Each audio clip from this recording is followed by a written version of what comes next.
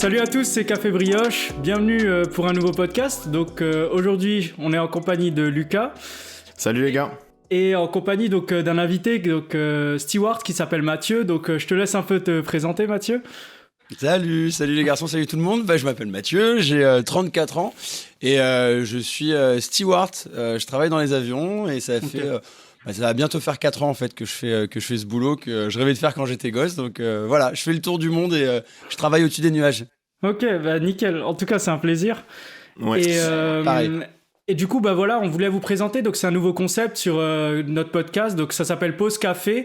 Donc là, notre premier invité, c'est Mathieu, un steward. Et on va un peu découvrir les anecdotes, les coulisses derrière les stewards. Et voilà, on trouvait que c'était intéressant. Donc, voilà, c'est le petit résumé. Donc, vas-y, Lucas, je te laisse. Donc, moi, ma première question, parce qu'on ne sait pas forcément... quel est le chemin pour arriver à ces métiers-là? Donc, comment tu es arrivé à ce statut? Est-ce que tu as dû passer un test, une certification pour avoir accès directement à ce statut ou... Ouais, en fait, il y a un diplôme qui est obligatoire qui s'appelle le CCA, c'est le Cabin Crew Attestation, qui est obligatoire en France, en Europe. Je pense que dans les autres pays dans le monde, tu as d'autres diplômes un peu similaires. Mais en fait, c'est un diplôme qui te permet de... t'apprends plein de choses sur la sécurité, sur le secourisme, sur le sauvetage, sur la sûreté, sur la sécurité à bord et tout ça. Et ça se passe en 2-3 mois. J'oublie à chaque fois, je sais plus si c'est en 2 mois ou en 3 mois, mais c'est relativement rapide. Mais c'est beaucoup de boulot en fait, c'est hyper intense. Il y a une partie théorique et après une partie pratique. Et genre les premiers jours, t'apprends par exemple tous les os du corps humain pour le secourisme. T'apprends un milliard de trucs. T'apprends par rapport à l'avion, la portance, le truc, machin. Ah oui, t'apprends plein de trucs. Okay. T'as 3 bouquins comme ça à apprendre quasiment par cœur. Ouais. Et genre pendant 2-3 mois, tu mets un peu ta vie de côté. Okay. Ah oui, à ce point-là, ok. Donc c'est vraiment focus là-dessus.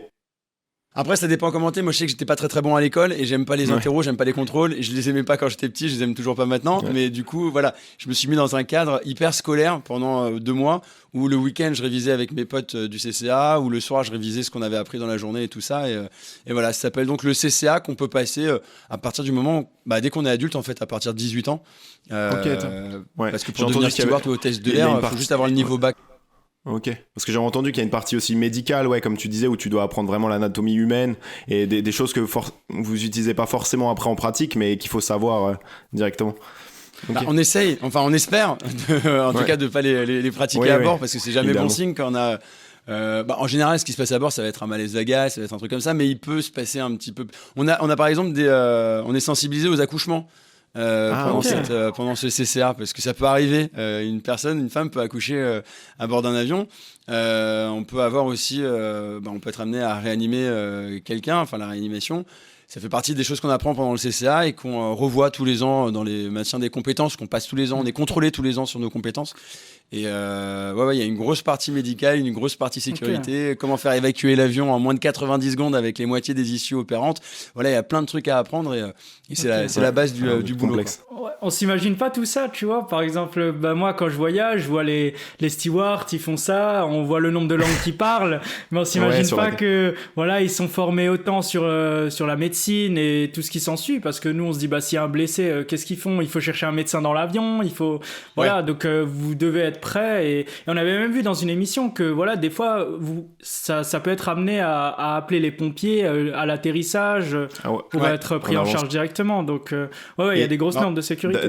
D'ailleurs, j'ai juste une question aussi en termes de cohésion d'équipe, parce que il me semble que tu es en long courrier. Donc, comment vous arrivez à créer une alchimie entre vous, sachant que vous voyagez pas tout le temps ensemble, parce que l'équipage est changé chaque semaine, non? Donc, c'est compliqué de créer vraiment du lien sur des vols assez restreints, quoi. Ouais. C'est pas compliqué, mais c'est un peu la magie du métier. C'est un peu pour ça qu'on est embauché aussi. C'est-à-dire qu'on est embauché aussi bien pour le côté commercial, humain et le fait qu'on aime bien échanger, on aime bien rencontrer de nouvelles personnes et tout ça. Que le côté sécurité, on en parlait juste avant. Mais c'est vrai qu'en fait, sur chaque vol, on a un équipage différent.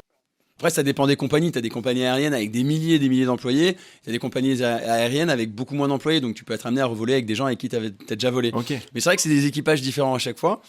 Et en fait, la cohésion, c'est hyper magique parce que 1h30 avant un vol, on fait ce qu'on appelle le briefing. Donc c'est là qu'on se rencontre, nos chefs de cabine, le pilote et nos collègues. Donc au départ, on est un peu, je vais pas dire timide, mais on est un peu dans notre bulle et tout ça machin. Ouais. Et très rapidement, la cohésion se fait. Et c'est super bizarre parce que je sais pas, au bout tu peux être dans l'avion depuis juste, je sais pas, peut-être 15 minutes, et t'as l'impression de connaître ton collègue depuis des années et des années. Ah oui. Je sais pas comment expliquer, parce qu'en fait, on part en mission, on va travailler dans un avion, une espèce de tube de 72 mètres de long, avec 2 pétards au cul, au-dessus de l'Atlantique pendant 10 heures. Et je peux dire qu'en fait, on n'a pas le choix, faut que ça se passe bien. Donc en fait, on fait en sorte que ça se passe bien, on est hyper bienveillants les uns les autres, et en fait, j'aime bien faire le parallèle, c'est un peu chelou, mais avec, vous savez, genre les trucs comme Secret Story ou les Love Story ou les trucs comme ça, où en fait, il se passe plein de trucs, genre super vite, super rapidement. Nous, au bout de 2 heures de vol, on se raconte notre vie, on se raconte des trucs qu'on n'a même pas raconté à des potes, des fois, c'est très très bizarre. Ok. Et comme vous pratiquez. Ouais, vas-y, Lucas. Et tu disais dans une de tes vidéos Insta, enfin Reels, que ça dépend aussi du chef de cabine qui dicte l'ordre, s'il est très autoritaire ou s'il est plus ouvert à communiquer. Donc c'est aussi ça, je pense, qui dicte tout le mindset après. C'est ce que je leur dis à chaque fois, c'est vraiment, en fait, la hiérarchie dans un avion, sur les longs courriers, il y a le chef ou la chef de cabine principale, 2 chefs de cabine, et en dessous, toutes les hôtesses et les stewards. Les chefs de cabine et le chef de cabine principal, c'est vraiment eux qui donnent le tempo dès le départ. Rien que leur bonjour, quand ils viennent nous chercher pour nous dire de rentrer dans la salle de briefing, déjà tu sais ça va bien se passer ou pas. Ouais, et vraiment, je leur dis, vous n'imaginez même pas l'importance. De toute façon, la bonne impression, t'as qu'une fois l'occasion de faire bonne impression. Et ton avis, il se fait, mais dans tous les métiers, dans tous les cadres, ça se passe en même pas 3 secondes. Ouais. Donc, dans les 3 premières secondes, si on a un petit sourire, un petit mot gentil, un petit bonjour, on se dit, c'est cool. Ça va bien se passer. Tu sais si c'est un bonjour de Pablo Escobar ou pas, quoi. Ouais, c'est ça. Du coup, moi, j'avais une autre question. Parce que steward, tu vois, c'est un métier, ça fait rêver, parce qu'on se dit, vous voyagez dans le monde et tout.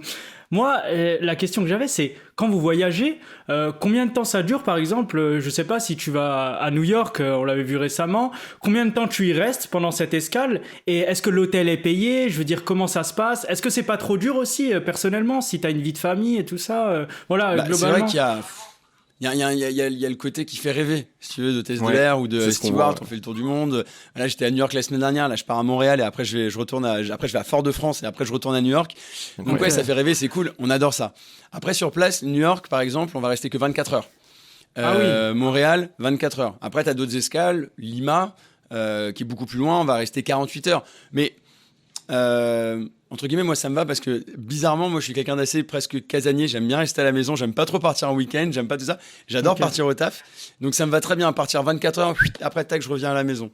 Après pour concilier vie de famille, les amitiés, machin, en vrai ça va parce que justement on part pas longtemps. Si on reste que 24 heures sur place et qu'on a le vol aller qui fait genre 7 heures, le vol retour 7 heures, en gros je suis pas à la maison pendant 48 heures.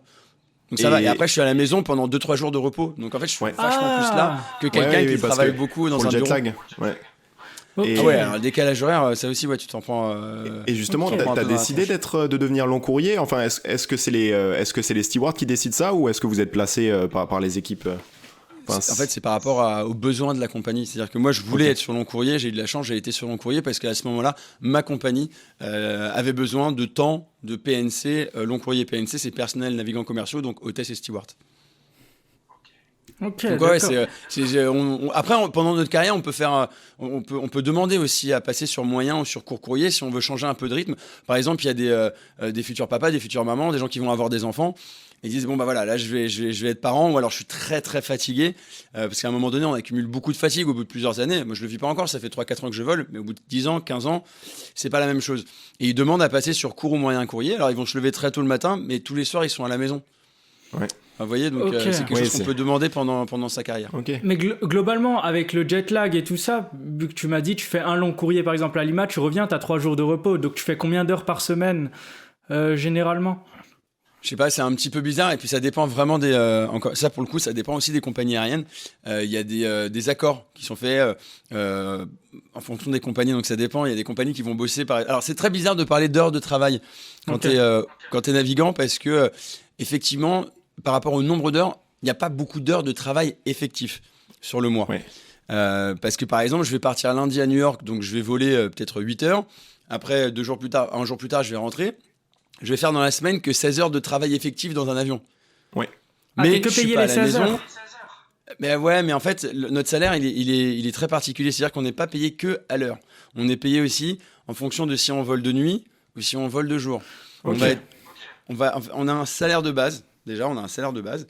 Et puis après, en fonction de tout ça, ça va changer. Donc, on n'a jamais le même salaire. Parce qu'on est aussi défrayer des repas qu'on va devoir manger sur place, en escale, parce qu'on est en mission pour le travail. Donc en fait, par exemple, tu pars à New York, ils vont se dire, le panier moyen pour manger à New York, c'est peut-être, je sais pas, $25 ou un truc comme ça. Il y a le déjeuner et le dîner. Bon, sur le mois d'après, tu vas être payé des escales. Je sais pas si je suis clair, vous voyez ce que je veux dire? On est défrayé le mois d'après, donc les salaires, ils bougent un petit peu tout le temps, quoi. Ok. Et j'ai vu aussi que avec le décalage horaire, ça te bouleverse pas un peu ton cadre de vie et ton hygiène en général? Parce que le fait de devoir dormir 2h30 et après se réveiller et reprendre le travail, moi c'est quelque chose que c'est vraiment quelque chose que je pourrais pas faire, parce que déjà je prends une demi-heure pour m'endormir, tu vois. Enfin, tu vois, c'est assez compliqué de se dire voilà, j'ai 2 heures pour dormir, pour me reposer. C'est vraiment le sommeil, c'est le sujet de notre métier, je pense. Enfin, il y a la sécurité, il y a tout plein de choses, mais le sommeil, c'est vraiment quelque chose de très très particulier, parce que autant, en fait, c'est pas tant le décalage horaire qui va nous exploser la tronche. Le décalage horaire, c'est quand tu pars pendant une semaine à l'autre bout du monde. Là, tu vas être décalé par rapport à la France. Et après, quand tu vas revenir en France, tu vas être décalé à la France par rapport à machin. Donc là, tu vis vraiment le décalage horaire. Nous, c'est juste que... je vais vous donner un exemple. L'autre jour, je suis parti à New York. Je suis arrivé à New York. Alors, je suis parti d'ici. Le vol, il était à 19h, heure de Paris. Avec le décalage, le truc, le machin, j'arrive dans ma chambre à New York. Il est minuit. Sauf qu'en France, il est genre 6h du mat. Ouais. Donc moi, je vais bouffer un McDo à 6h du mat pour mon corps. Donc déjà, c'est pas normal. Le ventre, il est pas... il comprend pas. Il est pas fait pour ça, là-bas. Il comprend pas. Il sait pas ce que tu fais. Après, tu vas te coucher. En même temps, tu as le décalage. Tu t'es endormi à 6h, donc tu vas pas dormir pendant 10 heures. Tu vas juste dormir 4-5 heures. Donc tu es un peu crevé. Tu vas te balader à New York, machin. Tu fais des petites courses et tout. Tu te dis, putain, j'ai le vol retour. Donc tu te fais une sieste avant de partir, sauf que tu te lèves de ta sieste. C'est genre, c'est comme s'il était 2h du matin en France. Enfin, c'est n'importe quoi. Et puis c'est jamais la même chose. C'est-à-dire qu'un jour tu vas à Tokyo, la semaine d'après tu vas à New York. Donc en fait ton truc c'est n'importe quoi. Et en plus tu prends 1 kilo par an dans la tronche parce que tu manges n'importe. Enfin, des fois je mange 5 fois par jour, les gars. C'est pas normal. Parce que dans l'avion on a faim. On mange, on sert des plateaux, des trucs, donc ça donne faim. Je vais manger à la maison, j'arrive, je vous dis, à minuit, donc 6h du matin en France, je mange à McDo. C'est n'importe quoi. C'est une dinguerie. Donc la fatigue et la nourriture, c'est un truc un peu compliqué à gérer, c'est vrai. Mais est-ce que c'est pour ça qu'on s'était posé la question avec Lucas? On voit pas beaucoup de stewards ou même d'hôtesses de l'air qui ont plus de 40-50 ans. Et pourquoi en fait? Parce que si, il y en a quand même. Et on n'en voit pas souvent. Ouais. En fait, il y a eu une longue période où les compagnies n'ont pas énormément embauché, sauf certaines compagnies. Par exemple, moi, je sais que la compagnie nationale, pendant une dizaine d'années, n'a pas embauché de PNC. Donc, il y a eu un peu plus de personnes un petit peu plus âgées que d'autres compagnies, comme des petites compagnies qui ont embauché plein de jeunes. Mais c'est vrai que... En fait, là pour le coup, j'aurais pas la réponse à vous apporter. D'accord. Il y a un moment donné où il faut s'arrêter parce que ton corps, il peut pas. C'est ça. C'est peut-être aussi une question de stabilité. Peut-être quand on devient âgé, on est peut-être un peu plus, ils vont plus casaniers peut-être, et aussi ils peuvent. Je sais pas. Ouais, je sais pas. C'est une théorie. Non, je pense que c'est vraiment. Je pense qu'il y a la fatigue, mais c'est pas genre je suis fatigué, j'ai envie de faire une sieste. Non, c'est une espèce de fatigue. Qui t'en as parfois leur fatigue, ils peuvent pas, ils ont envie de vomir tellement ils sont fatigués. Des fois c'est n'importe quoi. Des fois pendant 36 heures tu dors pas. Nous on dort dans l'avion quand même, on fait des petites siestes d'1 heure ou 2, ça je vous raconterai si vous voulez après. Mais c'est une fatigue pesante qui a duré sur peut-être 15 ans, sur 20 ans, sur 30 ans. C'est ton corps aussi qui prend cher. Les jambes, enfin un décollage, un atterrissage, c'est pas anodin pour un corps humain. Vous voyez ce que je veux dire? C'est pas que ça. Il y a plein de choses. On est fatigué. Nous après un vol, on se dit mais attends, il faut taper le retour. Debout en train de faire Do you want some coke? Fish chicken. C'est pas évident. Et justement, on se demandait, parce que là, on voit plus le côté inconvénient du métier. Est-ce que les passagers sont toujours cléments, sont toujours polis? Parce que je pense que dans 90% des cas, ils le sont, mais il y a toujours ces 10% qui déconnent un peu, je pense. Et t'as les fameux 10% que tu retrouves dans toutes les situations du monde, en fin de compte. Les gens, ils sont super sympas. Les passagers, ils sont toujours super cool. Souvent, ils partent en voyage. Donc, c'est l'aventure, c'est trop bien. Souvent, ils rentrent de voyage. Donc, ils ont plein de paillettes dans les yeux. Ils ont plein de trucs à te raconter et tout ça. T'en as qui partent pour le travail. T'en as machin. Et puis, t'en as qui sont stressés. Et très souvent, le stress dans l'avion fait que tu vas peut-être être un peu méchant ou un peu agacé, ou moi, la plupart du temps, et c'est une espèce de truc magique, quand j'ai un passager qui qui commence à me gueuler dessus et ça, machin, en général, c'est parce qu'il est stressé. Parce que la connexion était très très courte, parce qu'il a peur de l'avion, Parce qu'en fait, j'ai plus le pourcentage, mais si je vous dis que c'est la moitié des gens qui ont peur de l'avion, c'est à peu près ça. Hein. C'est pas normal de prendre l'avion. Ce que je dis souvent dans mes vidéos, c'est-à-dire que prendre l'avion, on n'est pas des oiseaux, nous, on n'est pas fait pour être là-haut. Hein. On n'a rien à foutre tout là-haut. Donc forcément, ça fait peur. Dans un truc, t'as juste des petits hublots, tu vois sur le côté, tu vois pas devant, tu dis le mec il pilote, je te vois même pas. Enfin, c'est vrai que c'est pas logique. C'est pas logique. Donc. Ouais, non, c'est des personnes qui sont stressées, des personnes qui ont peut-être, c'est tout bête, hein, mais peut-être qui prennent l'avion pour aller enterrer quelqu'un de proche, quelque part dans le monde. Et puis voilà, après, t'en as quelques-uns qui pensent que c'est les rois du monde et qui, limite, qui te claquent dans les doigts comme ça, machin. C'est quoi la pire anecdote, du coup, dans l'avion que t'as eu? Elle est hyper récente. Il y a quelques semaines, j'ai un passager, hyper sérieusement, il me dit, monsieur, je fais oui. Il fait l'avion là, il va trop vite et il va trop haut là. Et pardon. Il me dit ouais. Alors au départ je croyais que c'était une vanne, alors tu sais je rigole un petit peu avec lui, machin. Et il me dit non mais là ça va pas du tout là. Je fais voilà, alors moi je comprends pas, je fais le tour pour me mettre à côté de lui, je me mets à son niveau, je l'écoute, je lui dis dites-moi qu'est-ce qui se passe exactement. Il me dit oui vous vous rendez compte le prix qu'on paye et tout ça pour aller très vite et très haut. Je dis oui mais on va se dire qu'on est obligé d'aller un petit peu vite sinon bah l'avion il est là et puis il faut qu'on aille là-haut, voilà déjà. Il me dit oui mais et puis il y a trop de bruit. Ah ouais, mais enfin, on est quand même dans un avion. Enfin, je peux pas vraiment baisser le son, je suis désolé. Enfin, voilà. Et en fait, il arrêtait pas. C'était super bizarre. Et puis après, je sais pas, il a fait un truc, il a sorti son téléphone, il a voulu me filmer, il a mis son téléphone dans mon nez. Enfin, mais je pense que super bizarre. Je pense que, comme tu disais, c'est la peur. Les gens, ils sont plus rationnels, donc ils réfléchissent plus comme avant, en fait, quand ils sont dans les airs. Et du coup, ils sont là, ils ont tout qui leur vient à la tête et ils font. C'est ça, donc moi là, on le sait si tu veux, donc on le comprend, puis on comprend, et puis tu sais, je me dis bah ouais, j'essaie de me mettre à leur place, je suis à l'écoute, j'essaie de comprendre, j'essaie de les rassurer, je vais leur apporter un petit verre d'eau, un petit quelque chose, on va papoter un petit peu, et en général, ça se passe super bien après quoi, ça tempérise vachement. Et aussi, il peut y avoir le risque, surtout sur les longs courriers, je me souviens, j'étais parti à Atlanta en 2017, je crois. C'était un voyage assez long du coup de France et je me souviens que voilà l'alcool était à volonté donc ça peut peut-être aussi tu peux peut-être rencontrer des gens qui sont un peu dans un état second et des choses comme ça. Surtout que l'effet il est amplifié avec l'altitude. J'avais vu, l'altitude c'est comme à la montagne hein, si tu bois de l'alcool à 4000 mètres d'altitude ça va plus vite. Effectivement c'est illimité sans être illimité l'alcool dans l'avion. Déjà on n'a pas forcément illimité pour tout le monde, c'est-à-dire qu'à un moment donné quand il n'y a plus de bière il n'y a plus de bière. Et puis surtout on garde un œil sur les gens. Si on voit qu'un passager commence à avoir un comportement un tout petit peu ou qu'on a servi peut-être un petit peu trop de vin à un passager, on va se passer le mot. On va dire attention à ce passager, on a quand même déjà servi 3 bouteilles, enfin bouteilles de vin c'est les petites, hein, c'est pas des on se prévient, on se dit entre nous, on garde un œil, on fait attention, on communique énormément. Et puis à un moment donné, ça m'est arrivé une fois lors d'un vol.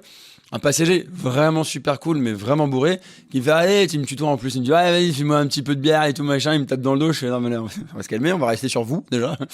Et je lui dis non, honnêtement, là à un moment donné, soyons honnêtes. Je fais là, vous avez quand même pas mal picolé. En fait, je voyais comment il parlait, donc je m'adapte aussi à la personne qui est en face de moi. Donc j'emploie des termes qu'il emploie aussi pour qu'on se comprenne en fait. Hein. C'est ça. Et je lui dis je suis désolé, en fait là je peux plus vous servir parce que on sait pas ce qui peut se passer. Et je suis quand t'es bourré à la limite, dehors, quand t'es au bar avec tes potes, ça va pas bien, tu vas faire un tour dehors, tu vas te balader, tu vas te rafraîchir un petit peu. Dans l'avion, un peu compliqué. Ouais, c'est compliqué. On peut ouvrir la fenêtre s'il vous plaît. À l'inverse, tu vois, là on parle des pires, mais il y a aussi, j'avais entendu des stewards, des hôtesses de l'air qui font des belles rencontres, tu vois, dans l'avion, à force de rencontrer des personnes. Est-ce que ça t'est déjà arrivé, toi, de bien parler avec une personne et peut-être de la revoir plus après, que ce soit un pote, que ce soit n'importe quoi? Est-ce que t'as eu des rencontres qui t'ont marqué, quoi? Quelques-unes. Après, je garde quand même mon statut de steward très professionnel dans l'avion, c'est-à-dire que je garde quand même certaines manières et tout ça. Mais là récemment, c'était sur un de mes derniers vols à New York, il y avait le chanteur du groupe La Femme qui était à bord. Et en fait, on a grave sympathisé pendant toute ma garde. On a papoté tous les deux. On avait plein de points communs sur la musique, sur la radio, sur plein de trucs. On a échangé les numéros de téléphone, on s'est envoyé 2-3 messages, donc super sympa. Un autre jour à bord, j'échange avec un mec, je sais plus ce que je disais. Je fais ah oui, vous venez pour le travail, pour les vacances à Paris, parce que c'était un vol retour. Il me dit ouais, j'ai rendez-vous avec Facebook France et tout machin. Je fais ah putain, vous faites quoi et tout. Il me dit ouais, je fais de la vidéo. Je fais moi aussi, je fais un peu de vidéo et tout machin. Et, sauf qu'on joue pas du tout dans la même cour. Le mec, je suis allé voir, il avait 25 millions d'abonnés sur Facebook. Moi je suis là. Et en fait, du coup, on a vachement échangé, mais lui, à aucun moment, il a mis en avant le fait qu'il soit, qu'il soit populaire ou quoi que ce soit. Voilà, c'était juste sur le contenu et tout. Donc, ça peut être des échanges comme ça. Une fois avec une chanteuse d'opéra, l'autre jour avec un animateur de télévision française que j'adore. J'ai eu la chance de le servir, donc du coup, on a un peu échangé. En plus, on a 2-3 potes en commun, donc ça a été facile de papoter et tout ça. Donc, c'est des petits trucs. Et puis l'avion, c'est un moment privilégié aussi. C'est-à-dire que moi, je veux pas du tout embêter les passagers. Moi, je vais jamais leur demander une photo, je vais jamais demander un autographe ou quoi. Mais si on peut un petit peu papoter, si je vois que la personne est réceptive, on y go et c'est super cool. Si je vois que la personne n'a pas envie, je laisse. Mais que ce soit une personne connue, pas connue, peu importe. Moi, de toute façon, j'adore quand il se passe un petit truc sympa, quand on sourit, quand on échange. Ouais. J'aime bien apprendre des choses des gens, tu vois. Ok. Mais ouais. Vas-y. Je voulais juste aborder cette question, le salaire. Moi, je voulais juste savoir, un steward, combien ça gagne concrètement, avec des chiffres, et combien ça peut espérer gagner en fin de carrière, aux alentours, en moyenne. Je te laisse répondre si tu veux ou si tu veux pas. Oui, en fait, moi, ça me va dans le sens où, en fait, c'est des salaires qui... en fait, c'est des grilles. C'est des grilles de salaire. Okay. Donc, moi, je sais qu'on a quasiment les mêmes salaires avec tous mes potes qui sont rentrés en même temps que moi. Okay. Moi, ça fait pas très très longtemps que je vole. On va tourner aux alentours de dans les 2000, 2200 par mois. Okay. Comme je disais tout à l'heure, il y a un salaire fixe. Puis après, en fonction des destinations, en fonction du nombre de vols, en fonction de plein de choses, en fait, le salaire, il va être modifié. Donc, des fois, surtout en ce moment, on n'est pas complètement à 100% parce qu'avec le Covid, le chômage partiel, machin, il y a tout un micmac. Mais ouais, tu peux tourner entre 1008 et 2006 en début de carrière. Et puis après, tu vas évoluer au bout de 10 ans, 15 ans de carrière, tu peux être plus dans les 3000, 3500 en gros. Ok. Puis après, en fonction aussi de si tu deviens chef de cabine principale, quelqu'un qui est chef de cabine principale et qui vole depuis 25 ans, il va être dans les 4-5 000 euros par mois. Ok. Ouais. Quand même. Mais ce sont d'autres responsabilités. Il y a 25 ans à derrière, il y a un savoir-faire de dingue. C'est ça, il y a un passé. C'est un investissement et c'est mérité. C'est mérité, c'est ça. Ouais, complètement. Ouais. Donc voilà. Une question un peu générale. Là, si tu devais choisir la chose que tu préfères dans ton métier, qu'est-ce que ça serait l'élément qui vraiment te fait lever le matin, on va dire. Je sais pas, il y a plein de trucs, mais là, le premier truc qui me vient en tête, en fait, c'est l'accueil des passagers.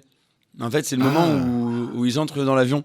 Le moment où tu dis, là, c'est les premières secondes dont je vous parlais tout à l'heure. C'est là que je vais tout donner avec un bête de smile, un bon truc, un bon accueil chaleureux. Est-ce que vous êtes bien installé? Tout va bien? Enfin, espèce de... Et puis souvent, j'ai l'occasion de faire l'accueil en porte.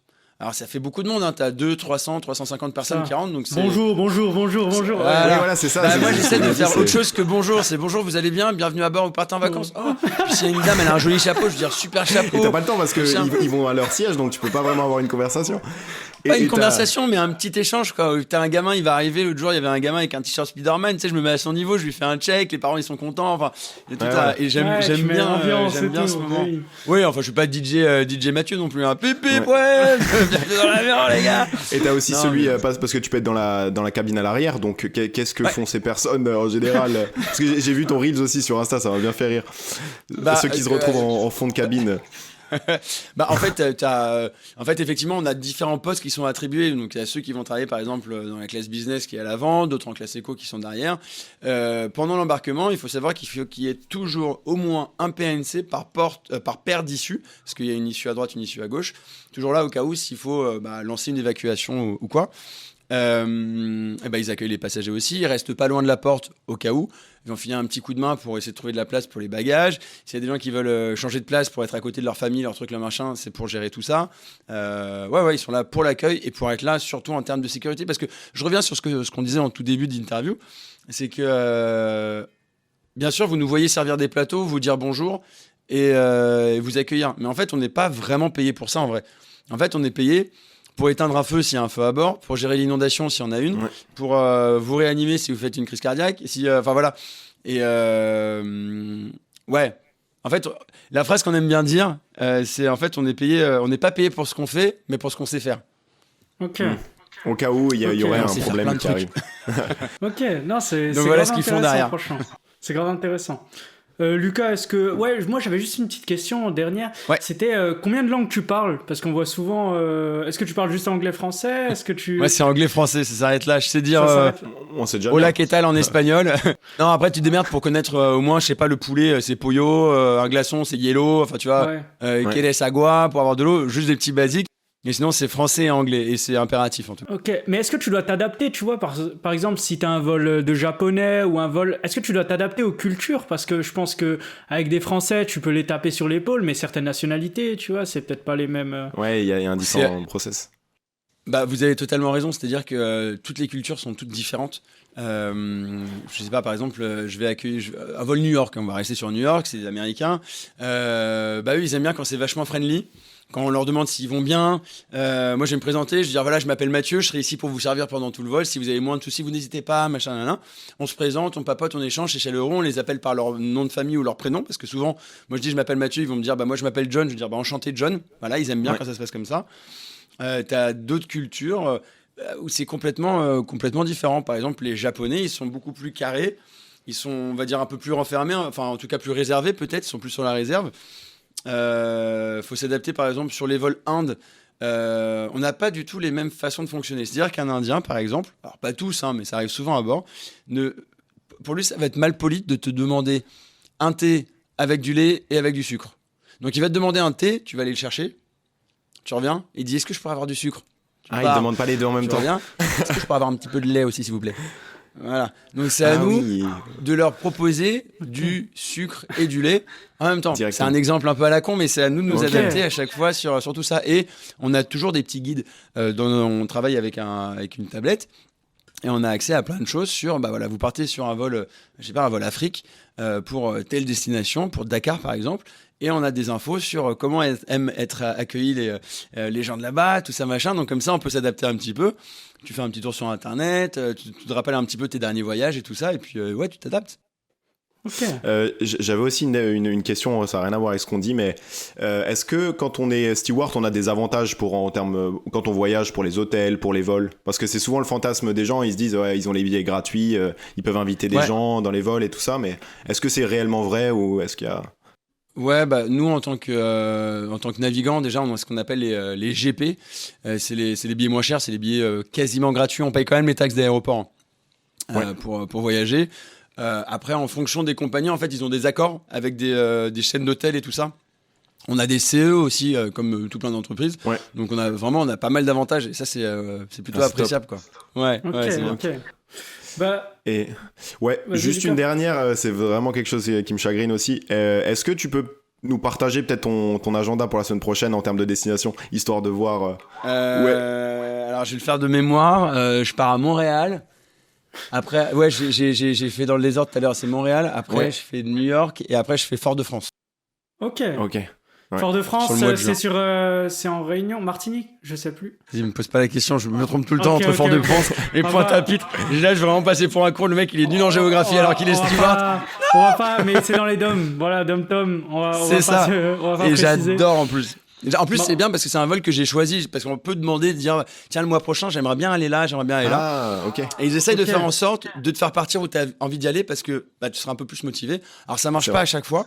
Mais souvent ça fonctionne et c'est vachement bien. Et Fort-de-France, je l'ai demandé parce qu'on est trop bien accueillis là-bas, c'est trop cool, donc j'ai hâte d'y aller. Ok. Bah, en tout cas c'était grave sympa. Donc je pense qu'on a fait le tour avec Lucas. Ouais. Si t'as encore des questions. En tout cas c'était super sympa. Merci de nous avoir reçus, ça se voit. Tu émets des bonnes ondes positives à je suis bien accueilli ici là, par vous deux. Vous êtes super sympas. J'aime bien ce que vous faites en plus. Et vous êtes curieux et ça se sent. Et puis vous êtes content de le faire et c'est un plaisir. Franchement merci. En tout cas le plaisir est partagé. Mais voilà, donc on espère que ce nouveau format vous aura plu. Donc une petite interview avec Mathieu. Donc on essaiera de trouver aussi un peu des métiers un peu plus dans l'ombre qu'on connaît pas, quoi. Et qu'on fréquente mais qu'on connaît pas. Exactement. On espère que ça vous aura plu. N'hésitez pas à partager le podcast, à nous noter sur Spotify et Apple Podcast. Mathieu, toi t'es aussi sur Instagram et TikTok. Donc Mathieu, c'est pas mal de reels super drôles. Donc allez checker aussi, c'est un super contenu. On mettra tous les liens en description, donc allez, n'hésitez pas à le suivre. Voilà, il parle de son métier, il fait plein d'autres choses. J'ai vu qu'il avait une chaîne YouTube dans l'art, il fait un peu podcast également. Donc voilà, n'hésitez pas à le suivre et voilà, on se retrouve la semaine prochaine pour un nouvel épisode et ciao tout le monde. Salut les mecs. Ciao. Salut les gars.